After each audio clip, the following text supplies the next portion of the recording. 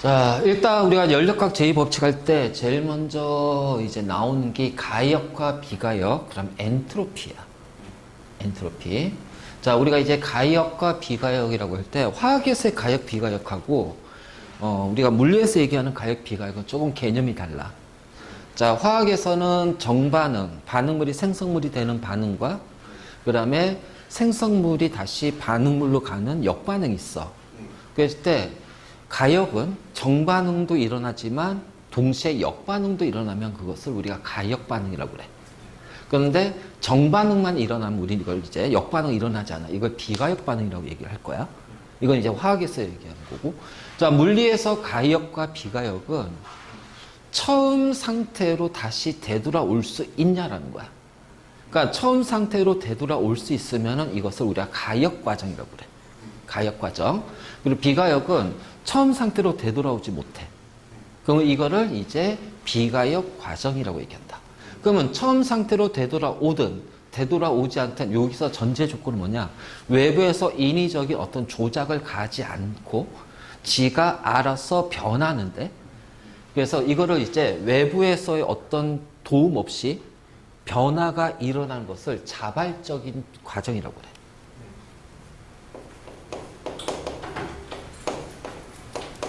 자, 자발적인 과정. 자, 이거는 외부의 도움 없이.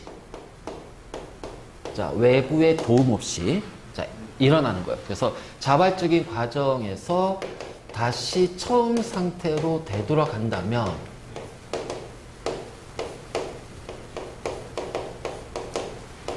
자, 이거를 가역 과정이라고 얘기한다. 근데 자발적인 과정에서 처음 상태로 되돌아가지 못합니다. 자, 이것을 비가역 과정이라고 불러요. 자, 우리가 가역이다, 비가역이다, 암암리에 이제 이거를 이제 구분하진 않았지만 이미 이제 우리는 앞에서 한번 배웠어. 역학적 에너지가 보존이 된다는 거는 저항이나 마찰이 없는 상태잖아. 그치? 그러니까 저항과 마찰이 없는 상태이기 때문에 처음 상태에서 다시 떨어졌다가 다시 원래 상태로, 원래 위치로 되돌아온단 말이야. 우리는 이것을 뭐라고 그래? 그러면 이게 바로 가역이야. 그래서 역학적 에너지 보존이 가역이라면, 자, 비가역 과정은 그 에너지의 손실, 저항과 마찰에 의해서 에너지 손실이 생길 거야. 그럼 처음 상태로 못 돌아간단 말이야. 손실되는 에너지만큼 위치가 점점 감소하겠지. 그래서 이런 것들이 바로 이제 비가역이 되는 거지. 그래서 보통 가역은 자, 에너지 손실이 없는, 즉 저항과 마찰이 없는 과정에서는 가역 과정이 일어나고, 실질적인 과정에서는 저항과 마찰이 일어나기 때문에 원래 상태로 되돌아가지 못한다. 그래서 우리가 이제 진자 운동이라든가 이런 거 했을 때, 그치? 그래서 진자 운동, 여기에서의 역학적 에너지, 여기에서의 역학적 에너지, 여기서 역학적 에너지가 모두 다 보존이 되기 때문에, 자, A에서 이렇게 갔다가 O 지점이라 할게요. A에서 O로 갔다가 O에서 B로 갔다가 B에서 O로 갔다가 O에서 A로. 그래서 이 과정을 계속 반복하는 것을 가역 과정이라고 얘기할 거예요. 근데 비가역은 저항과 마찰이 있으니까 어떻게 될까요? 역학적 에너지가 손실되니까 결국은 위치 에너지가 점점 줄어든다는 거지. 그러니까 줄어드니까 결국 어떻게 돼? 왔다 갔다 왔다 갔다 왔다 갔다 왔다 갔다 멈춰버릴 거란 얘기야. 그래서 그 가지고 있는 역학적 에너지는 전부 다 손실된 에너지로 전환이 될 거다. 자, 이것이 바로 이제 비가역이 되는 거야. 그래서 우리가 가역과 비가역 얘기할 수가 있지. 그래서 보통 이제 이렇게 진자 운동을 많이 얘기해. 진자 운동. 그래서 진자가 계속 반복해서 움직이면 가역, 멈춰버리면 비가역. 바로 이제 이렇게 표현할 수 있고. 자, 그럼 이제 우리가 연력학 제2법칙 할 때 이제 그 다음 두 번째는 엔트로피야. 자, 우리가 연력학 제2법칙을 엔트로피의 법칙이라고 하고 1법칙은 에너지 보존의 법칙이라고 얘기를 하거든. 자, 일단 엔트로피는 무질서도.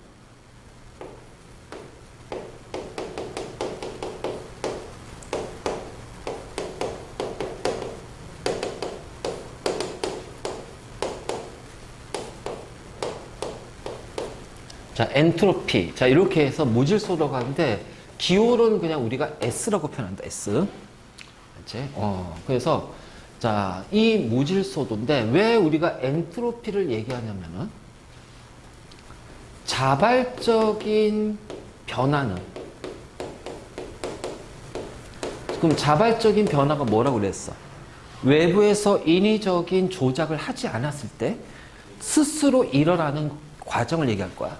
자발적인 변화의 방향은 어느 쪽이냐? 바로 요 엔트로피가 증가하는 쪽으로 자발적인 변화가 일어난다. 그렇지? 그래서 우리가 엔트로피를 얘기하는 것이 자발적인 변화의 방향은 엔트로피가 증가하는 것. 즉, 엔트로피의 변화량 델타 S가 0보다 컸을 때 우리는 이것을 자발적인 과정이라고 그래. 그렇지? 그래서 이렇게 되면 그럼 엔트로피가 증가하는 게 뭐냐? 무질서해지는 거잖아. 그러니까 무질서해지니까 결국은 입자의 운동이 활발해지는 겁니다. 그럼 입자의 운동이 활발해진다는 얘기는 여기에는 이제 여러 가지 개념이 숨어 있는데, 자, 일단 운동 에너지가 커져야 되니까 온도가 올라가야 돼요. 그치? 자, 온도가 올라가야 되고, 자, 그 다음에 우리가 상태를 보게 되면 고체하고 액체하고 기체를 봤을 때 상태로 보면 고체보다는 액체가 입자의 운동이 더 커. 자, 액체보다 기체가 입자 운동이 더 크단 말이야. 그치? 바로 요런 식으로. 그래서 요거 하나가 있고, 그 다음에 두 번째, 자, 바로 뭐냐면은 입자 간의 거리가 멀어져야 된다. 그래서 입자 간의 거리가 멀어진다는 얘기는 같은 입자 수일 때, 자, 바로 뭐가? 부피가 커진다. 그래서 우리 이렇게 얘기할 거예요. 우주의 엔트로피는 증가합니다. 왜? 우주는 팽창하고 있거든. 그래서 우주를 구성하고 있는 천체 간의 거리가 점점 멀어진다. 그래서 가속 팽창한다고 얘기를 하지.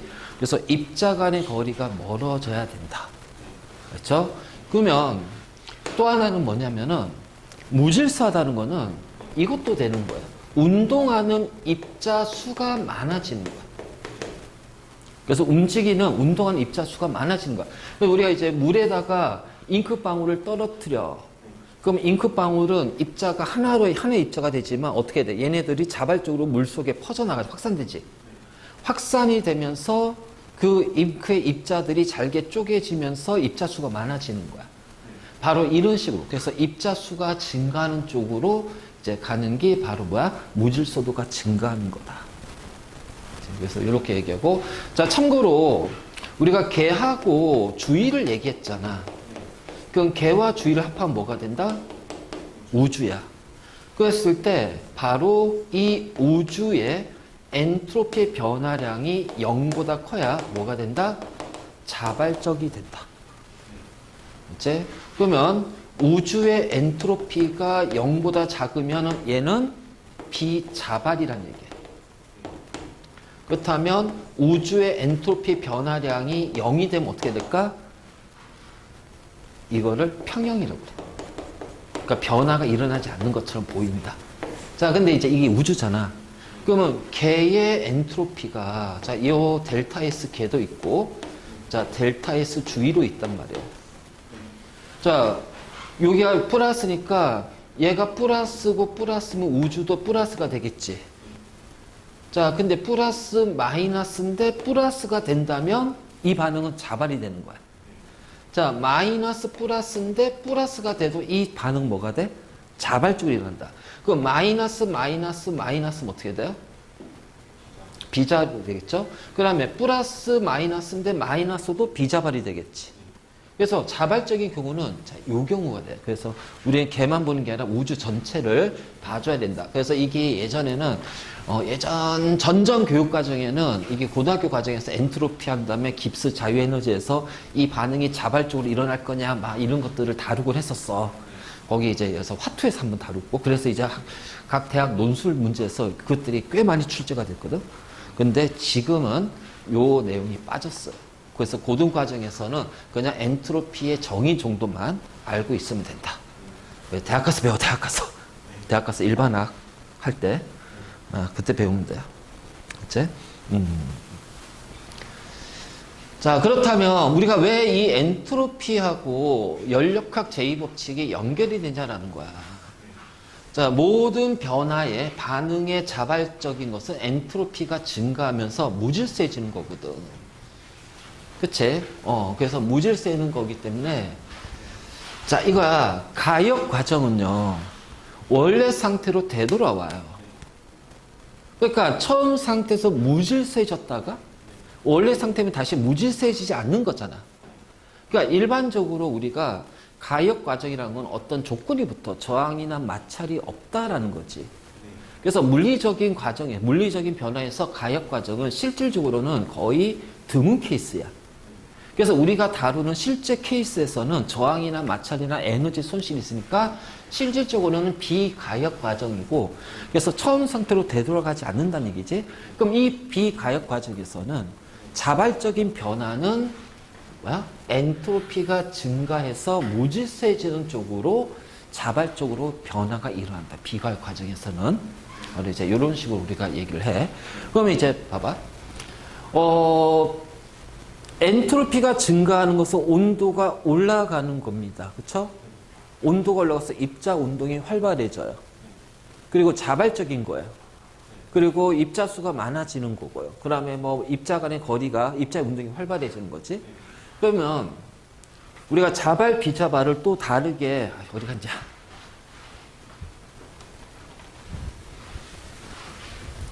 자, 이 높이에 있는 물체를 놔두면 지가 어떻게 돼? 알아서 떨어지지.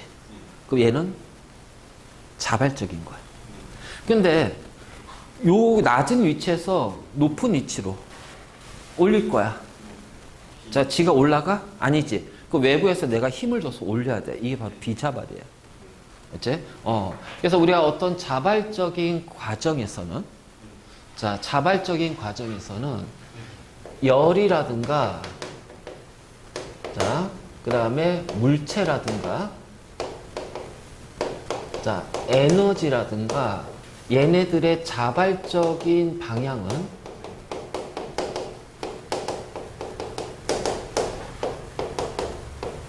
많은 곳에서 적은 곳입니다. 알죠? 많은 곳에서 적은 곳이 돼야 돼. 그래서 자발적인 방향은 많은 곳에서 적은 곳으로 일어나는 거야. 알지? 그래서 물체도 어떻게 돼요? 위치 에너지가 큰 쪽에서 낮은 쪽으로. 전기도 전자가 많은 쪽에서 적은 쪽으로. 그치? 바람도 고기압에서 저기압으로 자발적으로 불잖아? 저기압에서 고기압으로 바람은 불지 않는단 말이에요. 자, 이걸 강제적으로 아주 큰 힘을 역으로 가해줘야 되겠지? 자, 열도 마찬가지야. 자, 그러면은 결국 요거 때문에 열의 이동도 열이 많은, 즉 고온에서 저온으로 일어납니다. 자발적으로. 하지만 저온의 열이 저온에서 고온으로는 열의 이동이 없어요. 그래서 이러한 얘네들의 이동은 전부 다 뭐냐면 비가역이 되는 거예요. 비가역. 그러니까 자, 요 상태에서 자, 고온의 물체하고 저온의 물체를 접촉시켰어. 그러면 여기서 고온의 물체에서 열이 저온으로 이동하는 거죠. 그래서 고온은 저온으로 넘어가면서 자, 어떻게 돼? 자, 전달했으니까 이른 열량을 가질 것이고, 저온의 물체는 고온으로부터 열을 받았으니까 얻은 열량이 있을 거예요. 자, 이때 얘네들이 어디에 있냐면은 단열 용기 안에 있다고 해보잔 말이야. 그리고 얘는 단열이 아니다. 알지? 알지? 단열 용기 안에 있다면, 자, 그럼 외부로의 열 손실이 없잖아. 그러면 결국은 잃은 열량과 얻은 열량이 어떻게 돼? 같아지게 되겠지. 그래서 이 둘이 가지고 있는 이 둘의 열량 Q는 같아질 거란 말이에요. 그럼 Q가 같다는 얘기는 어떻게 돼? 온도가 일정하게 유지가 될 거란 말이에요. 그래서 이때는, 그래서 화학에서 평형과 물리에서 평형은 좀 달라. 화학에서 평형은 정반응과 역반응이 같은 속도로 일어나는 것이 화학에서 평형이라면, 물리에서 평형은 외관상으로 봤을 때 더 이상의 변화가 없는 걸 물리적인 평형이야. 그러니까 이런 식으로 해서 이제 열량이 같아지면서 자, 온도가 일정하니까 더 이상의 열의 이동이 없는 것처럼 보인단 말이야. 하지만 열의 이동이 없는 것처럼 보인단 말이야. 그치? 위에 했을 때 우리는 얘를 뭐라 하냐면은 열평형 상태라고 부른다. 그래서 이러한 열평형이라는 것이 자, 이런 식으로 이제 나오게 되는 거야. 그렇죠? 자, 됐니? 그리고 저온에서 고온으로는 자발적으로 열이 이동해 못해. 그래서 열의 이동 한쪽이다, 한쪽. 한쪽, 항상 고온에서 저온으로.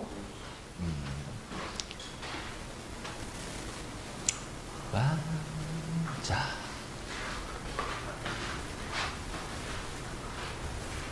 이제 제2법칙에서 제일 중요한 건 열기관이야. 요거. 거의 요기고, 그 다음에 이제 뭐 우리 자발, 비자발, 가역, 비가역 구분하는 정도. 자, 요 정도는 앞에 부분 나올 거고, 자, 요 파트에서 이제 중요한 건 이제 열기관이야. 자, 열기관이라는 것은 열원으로부터 열에너지를 받아서 일로 전환시켜주는 장치예요. 그래서 Q를 W로 전환시키는 거죠.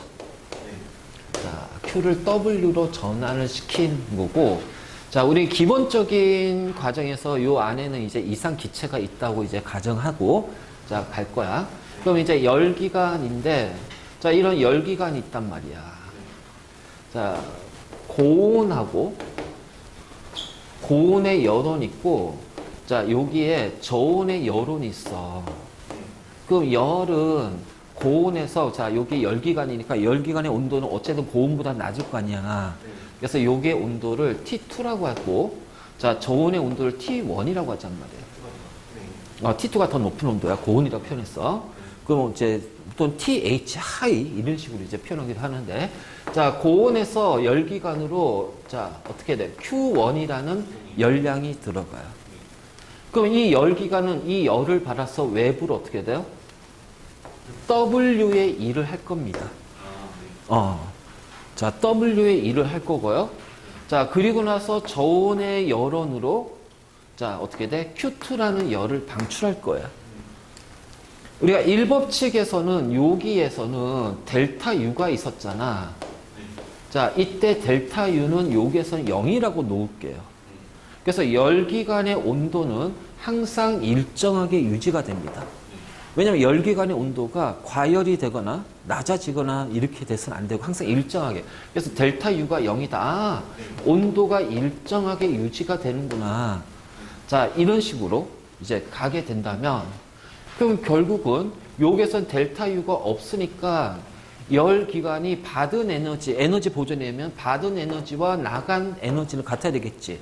그래서 Q1은 Q2 플러스 W라는 요 식의 성립이 된단 말이야. 그치? 바로 이제 요런 식으로.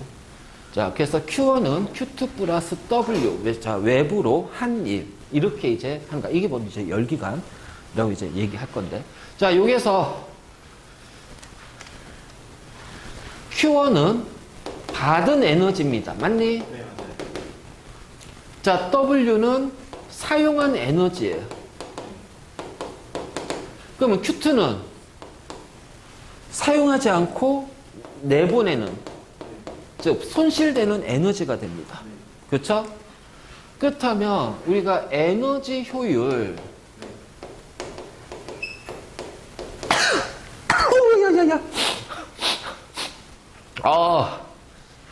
자, 에너지 효율. 자, 여기에서는 이제 뭐가 될까? 열 효율이 되겠지. 그래서 E라고 표현할 거예요. 자, 에너지 효율, 열 효율은 받은 에너지를 가지고서 내가 얼만큼 사용했냐라고 나타내는 것이 바로 에너지 효율, 열 효율이야.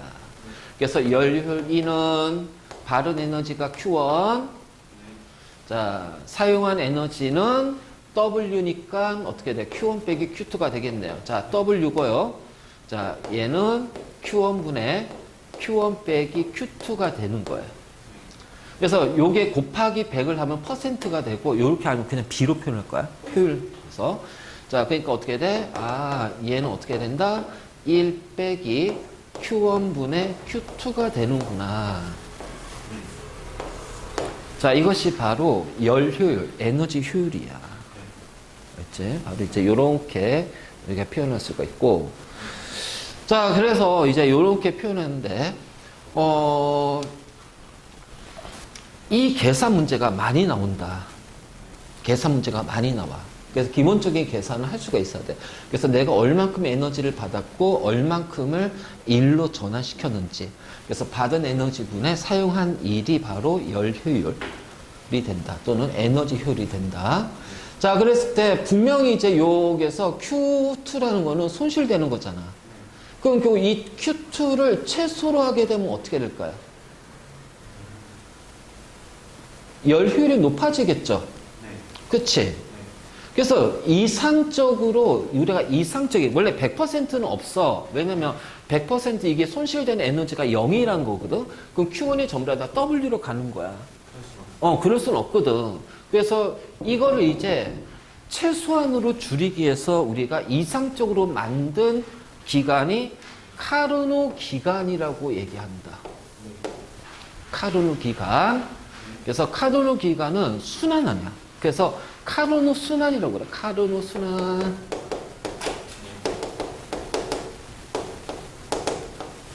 자, 카르노 기간. 자, 카르노 순환이라고 부릅니다. 자, 그래서 자, 1 빼기 Q1분의 Q2가 되죠. 그치? 근데 자, 요 Q는 CM 델타 T거든. 그래서 자, 요 Q하고 T가 비례관계이기 때문에 얘를 이렇게 표현할 거야. 자, 고온의 온도. 자, 이게 Q1분의 Q2니까. 저온의 온도. 여기 T1이라고 하지. 이거 Q1이면 이거 T1이고 이거 T2가 돼야지. 그치? 바로 이런 식으로. 그래서 이렇게 표현한 것이 카르노 기간의 열 효율이다. 열 효율이다. 그래서 T1하고 T2의 차이를 자, 요 T1하고 T2에서 요 T2를 최대한 낮췄을 때 열 효율이 최대로 높아지겠지. 그렇지? 바로 이제 이런 거지. 이제 잘 봐. 그래서 요 카르노 기간에 대한 거야.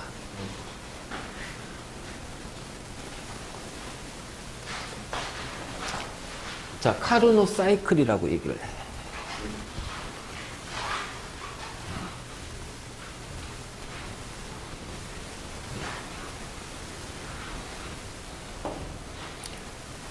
자, A에서 B로 가고요. B에서 C로 가고, C에서 D가 되고, D에서 A가 됩니다. 알지?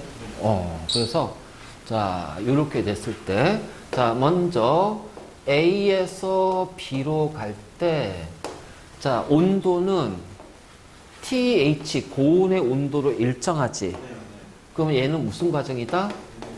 그렇지. 등온 과정이고, 이때 QH를 흡수합니다.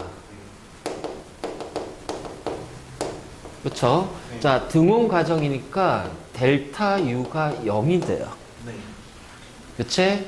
그러면은 흡수한 요 QH가 바로 뭐가 돼요? 외부로 한 일이 돼요. 부피가 늘어났기 때문에. 그치? 자, 그리고 PV는 nRT. 자, 온도가 일정하네. 자, 몰수도 일정하네. 그래서 압력과 부피는 무슨 관계? 반비례 관계. 그래서 압력이 낮아지면서 부피가 증가한다.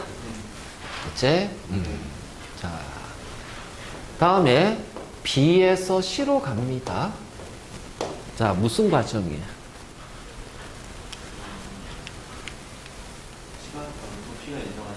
왜 부피가 일정해? 부피 변하는데? P도 변하고 부피도 변하고 온도로 변해. 뭐야? 온도, 압력, 부피가 모두 변하면 뭐라고 그랬어? 아니, 온도, 압력, 부피가 모두 변하면 뭐야? PVT가 다 변해. 단열 과정이잖아. 단열인데 부피가 어떻게 됐니? 그럼 단열 팽창이야. 자, Q가 0입니다. 자, 열의 출입이 없어요. 그래서 요 B에서 C로 가는 과정은 단열이기 때문에 열의 출입이 없어요. 그러면은 자 델타 U가 어떻게 돼? 마이너스 W가 된단 말이야. 그럼 단열 팽창이니까 온도가 어떻게 되니? 내려가잖아. 그치? 자 부피하고 그치? 자 보자. PV는 nRT 자 일정에 자 압력 감소해 부피 증가해 그러면 얘도 어떻게 돼요? 자 압력 감소 PV니까 아니 단열 팽창이네 뭐 상관없구나 이건 안 해도 되는 거야. 어차피 단열 팽창은 자 온도가 내려가기 때문에 자 얘가 마이너스니까 W는 뭐가 돼야 된다? 플러스다. 외부로 일을 했다. 그래서 마이너스 W가 되겠지. 그래서 요렇게 되는데 자 BC 구간 있어. BC 구간 맞지? 그러니까 이렇게 보면 여기서 PV 여기가 자 여기가 뭐냐면은 A에서 B로 갈 때 한 일이고 자 요 면적이 B에서 C로 갈 때 한 일이 되는 거야. 그치? 그래서 여기는 기체가 한 일이 된다. 자 그럼 이제 C에서 D를 보면 얘도 뭐다? 등온 과정이야. 그러니까 델타 U가 0이 되는 대신 자 QC를 방출합니다. 자 그럼 방출되는 것이 이거 외부가 아니라 이거 기체가 한 일이죠. 자 그럼 얘는 외부가 한 일, 기체가 받은 일이 되는 거죠. 그치? 그래서 기체가 받은 일은 요만큼이 돼요. 맞니?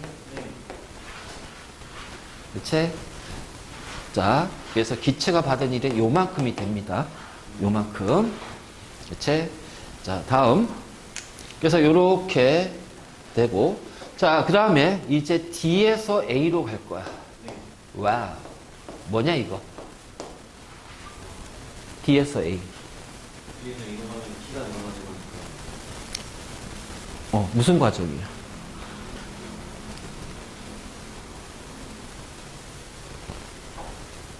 무슨 과정이야? D에서 A 아니지 온도도 바뀌잖아 지금 부피도 변하고 압력도 변하잖아. 그러면 온도, 압력, 부피가 다 변해. 뭐라고 그랬어? 이게 진짜 중요한 거야, 이거. 온도, 압력, 부피가 다 변해. 단열이라고 그랬잖아. 단열. 그래서 얘는 단열인데 부피가 줄으니까 단열 압축이야. 그러니까 단열 압축이 됐으니까 어떻게 될까? 온도가 올라간단 말이야. 근데 단열이니까 Q는 0이거든. 그러면 델타 U가 마이너스 W인데 요 델타 U가 플러스기 때문에 요 W는 뭐가 돼야 돼요? 마이너스가 돼야 됩니다. 그럼 이때는 어떻게 돼요? 자, 이때는 기체가 한 일이라면 이때는 기체가 뭐가 돼? 그렇지, 받은 일이 된단 말이야. 자, 그러니까 뭐야? 이 면적이 자, D에서 A로 가잖아요. 그럼 이 면적이 기체가 받은 일이 된단 말이에요. 그럼 이 두 면적의 차이가 뭐가 돼요? 결국 요 면적이 두 면적의 차이가 되죠. 그래서 여기가 실제로 한 일이 되는 거야. 이게 이제 실제로 이제 한 일이 돼버리는 거야. 자, 이게 바로 카르노 기간이야. 카르노 기간. 알지? 그래서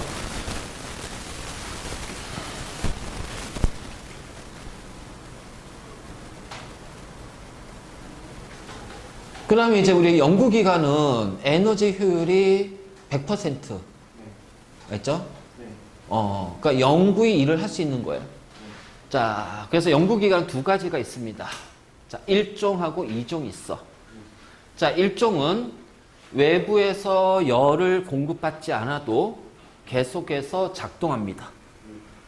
알지? 그러니까 외부에서 에너지 공급이 없어도 계속 작동하는데 외부로 일을 한대. 그러면 Q는 델타 U 플러스 W인데 얘가 없단 말이야. 그치? 없단 말이에요. 그러면 없으니까 얘가 0이 되겠죠. 그러면 0이 되는데 얘를 계속 외부로 이용하니까 플러스가 되고 얘는 마이너스가 돼요. 그러면 결국은 어떻게 돼? 외부로 일어날수록 온도는 계속해서 떨어지겠죠? 떨어지겠죠? 절대 0도가 되면요. 0이잖아요. W 0이 되잖아요. 말이 안 되잖아요. 그러니까 연력학 제1법칙 위배가 되는 거고, 자, 제2종 연구기관은 이게 열효율이 100%가 되는 거야. 열효율이 100%. 그럼 열효율이 100%가 된다는 얘기는 1 빼기 여기서 QH분의 QC가 되고요. 자, 얘가 뭐가 돼요? 0이 돼야 되잖아요. 그치? 자, 0이 돼야 되는데 실제 얘는 0이 될 수가 없잖아. QC가. 그치? QC가 0이 될 수 없고, 다시 말해서 이제 뭐냐면은 우리가 얘를 이제 이렇게 보면 이렇게도 표현할 수 있지. 카녹 기관에서는 TH분의 TC가 되는 건데 TH분의 TH 빼기 TC가 되는 거야. 그럼 얘가 0이 된다는 요렇게 됐을 때 이제 요렇게 우리가 표현할 수가 있잖아. 그치? 그럼 TC가 0이 돼야 된다는 얘기거든. 이거는 성립이 안 돼. 절대 용도란 건 이동적으로. 그러니까 열효율이 100%인 기관은 존재할 수가 없다. 알지? 바로 이제 요렇게 우리가 얘기를 할 수가 있는 거야.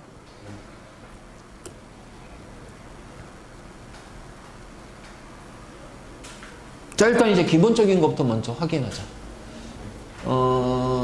아니, 우리 이게 요거 유형 문제부터.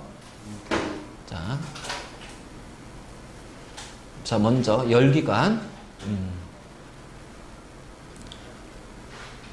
자, T1에서 자, 여기가 이제 Q1이죠. 얘가 Q2죠. 그럼 W는 4kJ입니다. 그치? 그 열효율은 10kJ에서 내가 한 일이 4kJ니까 어떻게 돼? 0.4가 된단 말이야. 그치? 그리고 얘네들은 100% 연구기간이 없으니까 열효율이 1인 것은 존재하지 않는다. 다시 말해서 T1이 항상 T2보다 무조건 클 수밖에 없다. 자.